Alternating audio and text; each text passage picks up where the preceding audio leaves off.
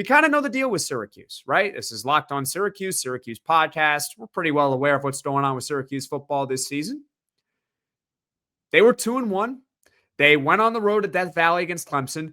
They were dominating Clemson in that game. Steve Angeli was looking like one of, if not the best quarterback in the ACC before, unfortunately, he suffered a torn Achilles. Now, thankfully, Syracuse was able to close out the final quarter and change in that game against Clemson with Ricky Collins as the quarterback. So they got to 3-1, which is good. But in the past two games with Ricky Collins starting, Syracuse went from a team that looked like it could be an ACC contender to, I don't think they're going to make a bowl this year. And I want to be wrong. I'm a Syracuse fan and Syracuse alum, but they don't look like a bowl team, at least in the past couple of games. Get dominated at home by Duke. Get smothered on the road against SMU. SMU did not even play that well in that game, but Syracuse, mainly their quarterback, was just worse, right? So that's where Syracuse football is at right now, heading into their game this Saturday against Pitt. And I should have mentioned, by the way, that Syracuse, prior to this game, had a bye week, in case you guys may have forgotten. And also, one more little fact for you all. I mentioned it a couple of weeks ago, I believe. First time in the Fran Brown era that the Orange have lost back-to-back games. You go back to last season, Syracuse only had 3 losses. They followed up all those losses with wins. This is the first time, of course, in the Fran Brown era, they lost back-to-back games. So that's enough with Syracuse and their angle and how it doesn't look like they're heading to a bowl this season. Now, when we talk about Pitt, well, I don't know if, I think it would be a little harsh to say that a few weeks ago, I didn't think Pitt was going to be a bowl team. But what I will say is I definitely didn't think that Pitt was going to be any sort of contender in the ACC. Now, I think they have an outside chance of making that happen. And I'll explain why in just a moment here, okay? So Pitt, they won their first 2 games. They were playing against nobodies. Then in their first 2 power conference games this season, they played West Virginia and Louisville. And Pitt lost both of those games.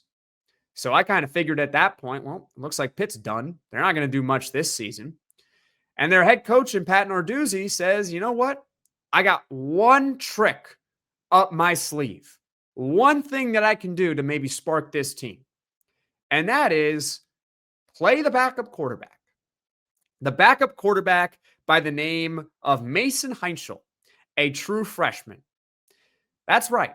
Pat Narduzzi benched Eli Holstein ahead of the Boston College game for a true freshman. Oh boy, how'd that go for Pitt? Well, if you haven't been paying attention to the Pitt Panthers, it's okay. I don't blame you if you haven't. It's been going over quite well for them, to say the least, because a couple of weeks ago, Mason Heintschel's first career start takes care of Boston College. No problem whatsoever in that game. He was lights out, but it's Boston College. They're a bad team. So I don't know. What do you make of it? Boston College is like the softest landing you can get as a true freshman quarterback, which, by the way, Syracuse will play Boston College at the end of the regular season. Maybe that's when we see Luke Carney get his first career start, right? Maybe. Luke Carney, a true freshman for Syracuse. So the real test came last weekend for Mason Heintschel against Florida State. Maybe Florida State's not dominant this year. They don't look particularly good either now after their week 1 win against Alabama.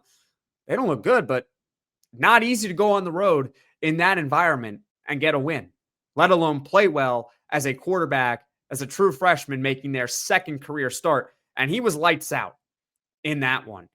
Here are Mason Heintschel's stats through 2 starts. I'm only counting his 2 starts. I'm not accounting, I think, 4 passing attempts he made prior to his starts, okay?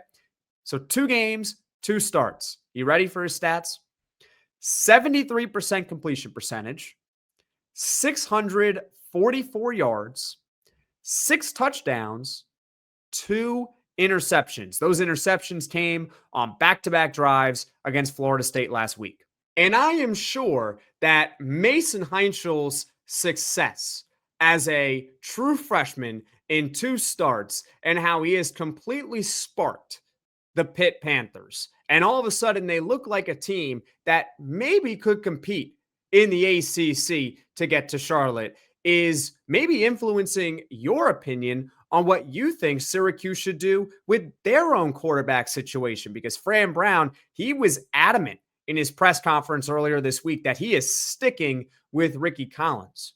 But you see what Pitt's doing with their true freshman quarterback in Mason Heintschel, and it makes you think, could Syracuse maybe do the same thing with their own true freshman in Luke Carney? Maybe, but by now you might know my take on what Syracuse should do at the quarterback position, which is I'm going to support whatever they decide to do. But you know what, Fran Brown? He gets paid a lot of money. He better make the right decision for the team. So overall, Syracuse, they look like a team that's probably not headed for a bowl anymore in 2025. And when you look at Pitt and where they're headed, it looks like they're definitely going to head to a bowl this season, but they might do more than just that.